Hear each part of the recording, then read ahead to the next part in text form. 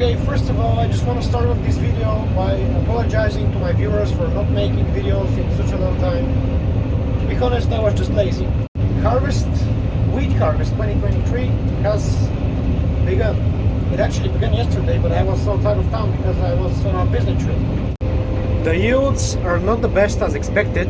I mean, the year had a lot of rain, which was good, but when we initially seeded the seeds, it was dry and the wheat grew up very, very inconsistently. It was also cold, which also affected the yields, and mainly one of the reasons that the yields are so low is because we used low quality seed. So that's what we get. You can see just the quality of the wheat over here. It's kind of patchy. There's some in some places, there's none in some places, but it is what it is. We've had very little time to prepare the machines because we are building a warehouse and we just had absolutely no time. So the machines, I mean, they're prepared, but they are not very looked at when we were preparing them. So we are expecting problems. This is just part of the process. Sometimes just unexpected things come up and you have to take care of them. That's very unfortunate, but it is what it is. Now let's discuss some points because I think we have to address that. Right now I'm currently going about 4.7 kilometers an hour, which is slower than I usually go, but that's because I am being very gentle with the combine.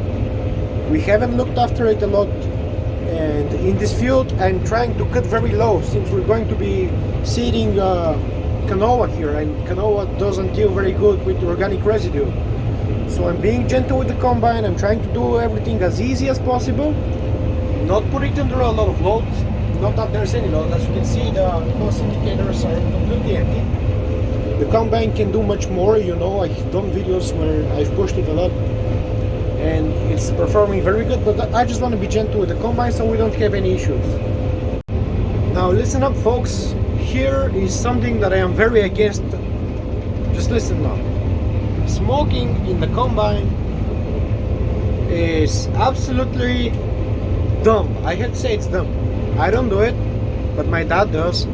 And the problem with smoking in the combine is not that you can cause a fire, because even if your ash falls somewhere or if the cigarette falls somewhere, you can't really start a fire here. The problem that I have with smoking in the combine is if there is an actual fire, if there's a belt slipping, if there's just something burning in the combine, you can't smell it because in the whole cabin it smells like cigarettes. So smoking in a combine with me is absolutely prohibited. I am very pleased with how the sample is turning out. It's so clean, maybe because it's a little bit wet. It's about that 12.5 or 12 mark, so it's not gonna be a problem to store. We have dryers, but maybe you would have to wait to 11 to harvest, but we really don't have a choice right now. Here are some tips for newbie combine operators. My number one tip for you is to just be patient. The combine really likes patience, and it really takes patience to operate. If you can keep it at the same pace, at the same speed, without making any changes for an extended period of time, you're not gonna have any problems. It also takes a lot of discipline because at some point in the day you are spending about 13 or 14 hours in this machine, so you're gonna get annoyed at some point or bored or something. You're gonna start pushing it, you're gonna start trying to go faster. Just don't do that. Just go slow, keep up the same pace, smell around, look around. You're gonna be fine. It's a machine, it has a lot of moving parts, it has a lot of friction. Just take care of your machine, be patient, put some grease on everything, and you're gonna be fine.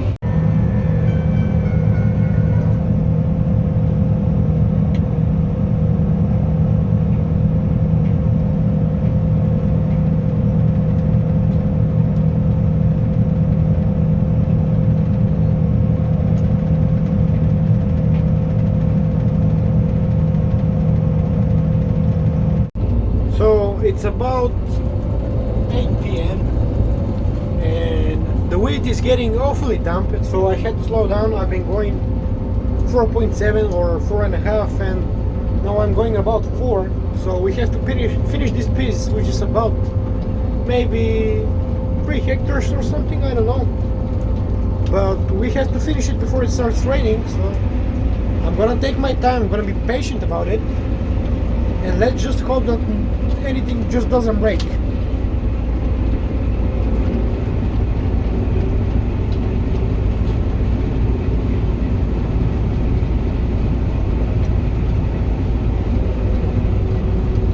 And I forgot to mention, I'm about to run out of fuel, which is not a good thing. I sent Spas and my brother out to pick up some fuel. I just hope I don't run out of fuel before they come back. I think it's a matter of minutes that we find out how destructive Mother Nature can be and just how stupid some human beings can be. I'm about to run out of fuel, but I'm not stopping at all.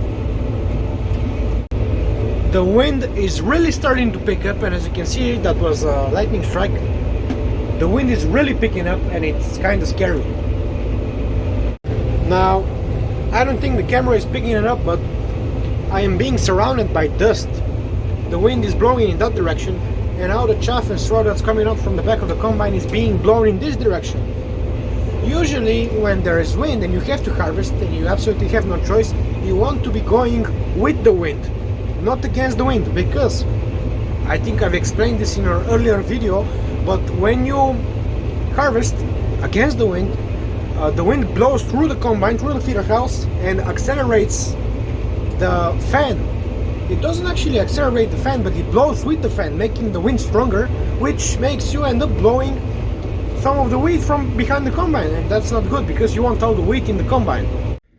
So let me just rephrase about the past 30 minutes and what happened. As I was driving, I was just harvesting. It was about, I don't know, 8:30 p.m. So that was a lightning strike, you saw it.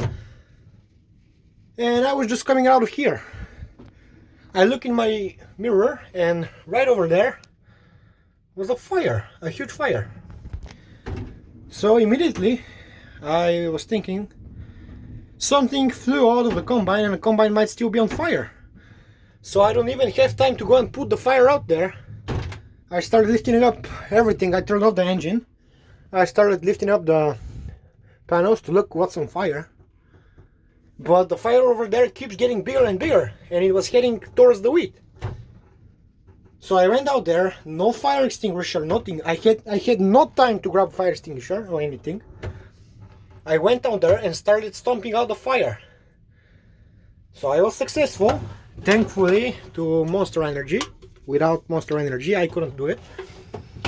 I put out the fire, and as I was putting out the fire, the combine was still running. The head was running, everything. I just had the throttle down, and I came back. I saw that there was a lot of hydraulic oil squirting out of the combine, but I still didn't have enough time to address that, so I grabbed a bottle of water. Luckily, I got a bottle of water here, and I went there and I poured water everywhere. So after I did that, I came right back, and I was just looking at what had happened to the combine. And it turns out there's a bearing that activates the chopper. There's a pulley, and there's a hydraulic cylinder that pushes the pulley into a belt, and this activates the chopper. And that bearing had completely destroyed itself, and it flew into the field. Me and Spas found the piece that started the fire, actually. The piece from the bearing. Looks like it got hot and caused a fire. So we know what's the issue, but there's another issue. I have a lot of grain in my grain tank. I can't unload it because if I start the engine, oil is gonna start squirting everywhere, and it's gonna be a big mess. So I sent Spas to take the same hose that the bearing had. I actually forgot to explain how the hydraulic oil leak happened. It looks like when the bearing flew, it hit the hydraulic hose and it totally smashed it, and that's where the oil came from. So we sent Spas and my brother to get that hose from the Lexion 460. It's the same hose, so it's gonna do the job. So we can put the hose on. It's a very easy hose. You just undo it and put the new one on. Then we will dump the wheat and we'll just go home. That's just why you don't harvest at night, because things like this happen. And if this were to happen at night, as it was getting dark, it would have been a lot harder to deal with all this stuff. First of all, if it was night, you couldn't see if there was any oil squirting out of the combine. You would see the fire, but you wouldn't see any oil. And as you are dealing with the fire, the combine would run out of oil, it would heat up the hydraulic pump, and it would set itself on fire. You understand what I was trying to say. Just don't harvest at night. Don't harvest into late hours. The wheat gets damp and the combine starts struggling, belts start slipping, bearings start breaking. It's just not worth it. So as you can see, it's raining right now. I had the idea to stop earlier, but my dad made me continue later. He wanted me to finish this piece, but I couldn't argue, so I went to finish it. But this happened. So when something like this happens, it's really a humbling experience, because everything happens so fast and you just feel so helpless, because you can't do everything at the same time. You can't put out a fire at the same time.